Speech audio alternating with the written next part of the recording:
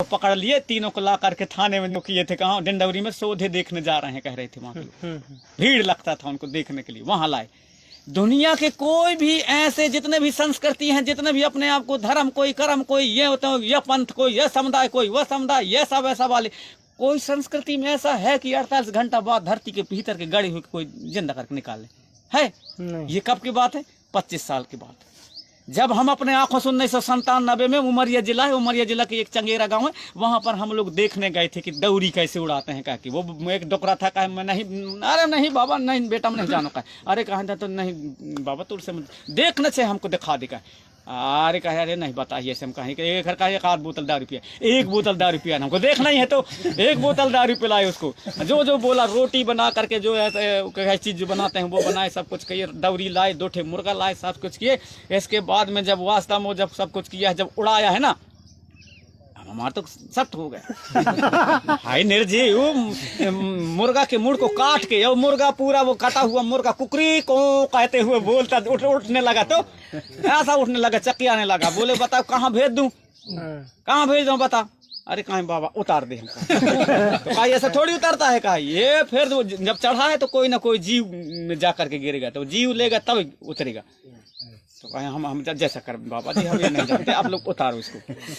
तो कहा इसलिए मैं 2 ठे मुर्गा मंगवाया था। कहा जो एक ठे मुर्गा जो बचा था, उस मुर्गा के नाम से उसमें जब हल्दी चावल आवल दाल चावल फेंका, तब फिर वो जो ऊपर के फटाक से वो तरफ वो मुर्गा अपने आप बिना मारे मर गया, बिना मारे। ऐसी पावर है कोई? पहले के हम छोटे छोटे थे हमारे जमाने तक में, और हमारा ज्यादा उम्र नहीं है, मेरा भी 53 साल चल रहा है ना। 53 साल की उम्र में जब हम छोटे छोटे थे इनके बराबर, जब भी अब गर्मी के समय आता था, अभी लड़के हम जुड़ गए, खोरी में जुड़ गए, बारी में उस समय खेलते थे, तो हम कहते हैं हर्रा के नकरी बहेरा के भूत, चढ़ जा भुलानी चढ़ जा मंगर माटी के डोर, मंगर माटी के डोर। जब हम लोग जब गाते थे, इंगेरी के संग बोला छक्का मंजूरी, दिद्दीरी तोर बिछी कहाँ उतरी। वास्तव में जब जिसको पकड़ के हम भाव चढ़ाते थे और गाते थे तो उसको भाव चढ़ जाता था। जब बच्चे जिस समाज में इतना गुण रखते हों, इतना दिमाग रखते हों, इतना पावर उनके पास हो, तो बुजुर्गों के पास कितना पावर रहा होगा, कितना पावर रहा होगा। जब हम छोटे छोटे बच्चे उसको भाव चढ़ा करके, और यदि नहीं उतरता था तो कई जगह के जूठा उठा मिलता था, लाद के चटा देते थे, उस समय डोंडी ओड़ी चलते थे ना, वहां से तब उतर जाता था। जब बच्चों के पास में इतना ज्ञान था, आज जो बलात्कार हो रहे हैं, जो कछु घटना हो रहे हैं, उस समय हमारे बहन बेटियों की किसी की हिम्मत नहीं है कि टेढ़ी आंख से देख लें।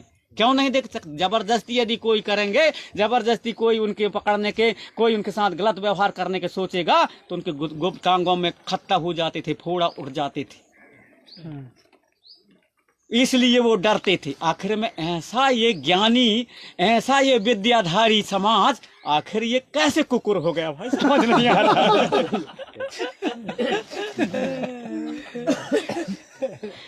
नहाने से नहीं होता जी, नहाने से शक्ति नहीं आता। यदि नहाने से शक्ति आता तो जो नहा करके रोज दिन पूजा पाठ करता है वो ज्यादा भक्ति भाव करता, ज्यादा लोगों को ठीक करता। लेकिन ऐसा नहीं होता।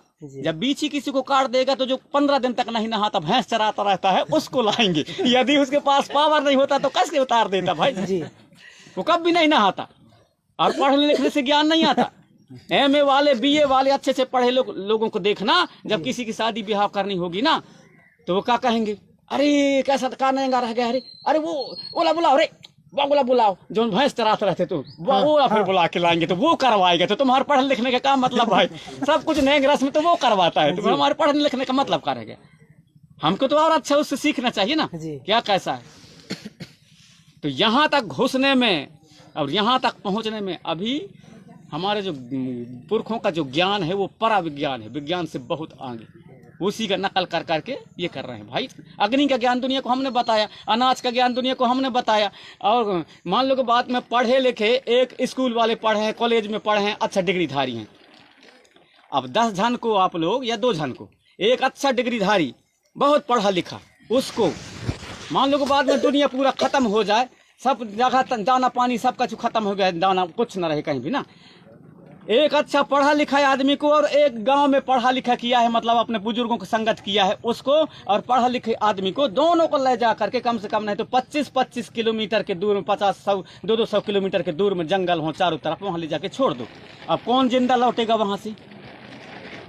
जो स्कूल कॉलेज में, जो यूनिवर्सिटी में पढ़ा है, जो डिग्री किया है, वो लौटेगा जिंदा, कि जो नहीं पढ़ा है, अपने सियानन के साथ गाँव में, परिवार में, समाज में रहा है, वो लौटेगा? कौन लौटेगा? वो जो पढ़ा लिखा है वो कब भी नहीं लौट सकता।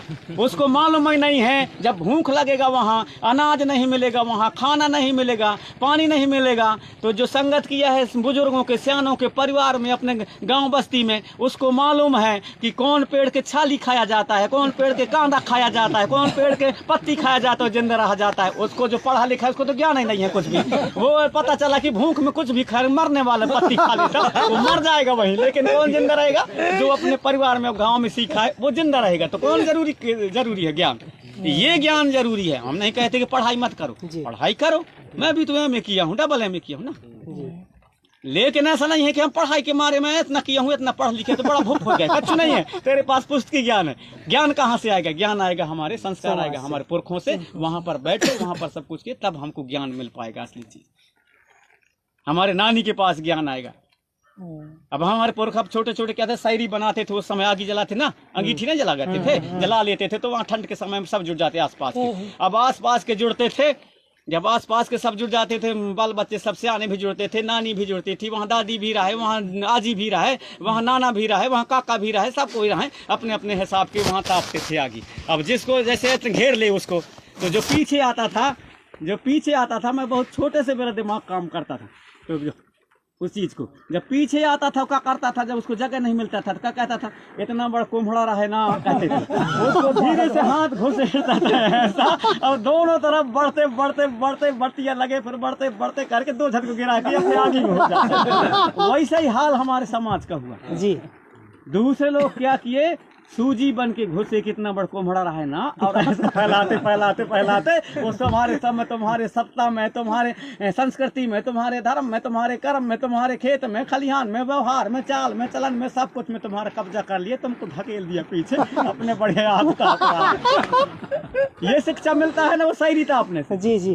फिर उसमें हमारे सियाने ने बताते थे, किस्सा सुनाते थे, चोटिया और लोटिया रहा है ना, तो हम लोग फिर हाँ कहते थे, चोटिया और लोटिया रहा, कहते हाँ, तो चोटिया कहे चल घर बना, लोटिया कहे मैं क्या करूँ घर बना के, तो कहे पानी गिरीता कहे मैं ढोरा में घुस जाऊँ और पत्थर तरी लुक जाऊँ, यार पत्ता तरी लुक जाऊँ, तो चोटिया बना ली घर, लोटिया नहीं बना इस घर।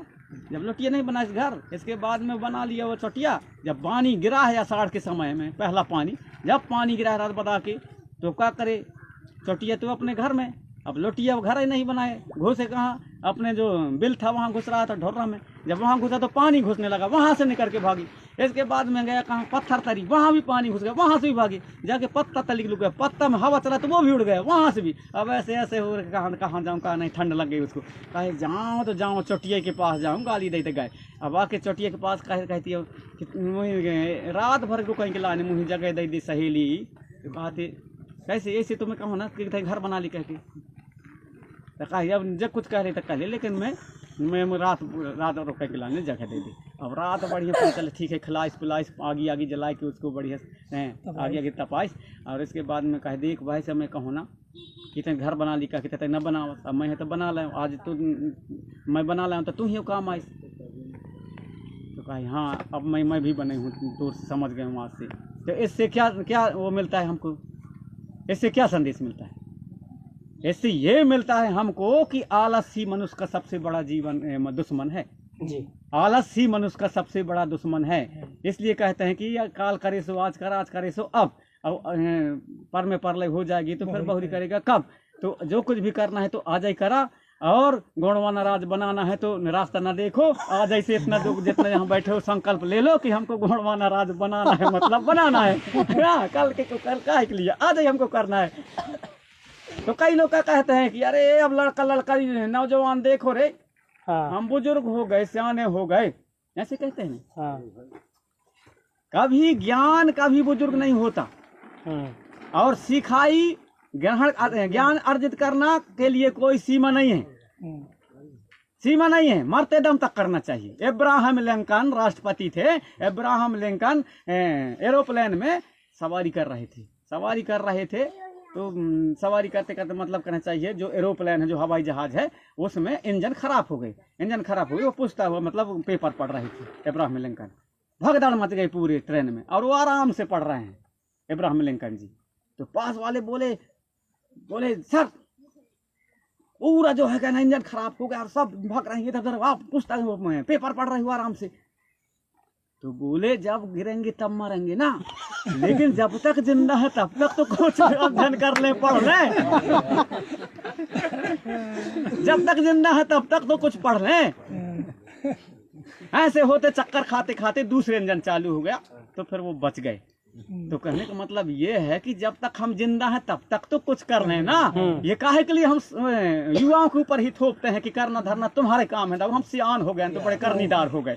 ऐसा कुछ नहीं है, सियान भी करे अपना काम, सियान भी जगाए जितना जगने बने के, सियानों से जगाते बने तो सियाने भी जगाओ। भाषण देने से जगे तो आदमी हमारा समाज तो भाषण दो, गीत गाने से जगे तो गीत गाओ, नाचने से जगे तो नाचो, पंडिती की नहीं करे तो पंडिती से जगो, झाड़ फूंक से जगे तो झाड़ फूंक करो, गुनियाना से जगे तो गुनियानीगिरी करो, दुकानदारी से जगे तो दुकानदारी करो, राजनीति से जगे तो राजनीति करो। जहां से समाज जगे और समाज संगठित हो, पहले जैसे हमारे समृद्धशाली गोंडवाना साम्राज्य का जो दर्शन है, जहां ना कोई भेदभाव था, ना कोई ऊंच नीच था, सब एक जैसे समान रूप से जीते खाते थे, उस व्यवस्था को लागू करना है तो सबकी जवाबदारी है। बुजुर्गों की भी जवाबदारी है, सियानों की भी जवाबदारी है, सियानन की भी जवाबदारी, नानी की भी जवाबदारी, दादी की भी जवाबदारी, आजी की भी जवाबदारी है, काका की भी जवाबदारी है, दादा की भी है, दाई की भी जवाबदारी है, मामा के भी, मामी की भी, भाभी के भी, और भैया की भी जवाबदारी है, सांगों की भी जवाबदारी, भांटों की भी जवाबदारी है, और नन्हे मुन्ने छुआ पूता लड़का बच्चा सबके जवाबदारी है, तब गोंडवाना बनेगा।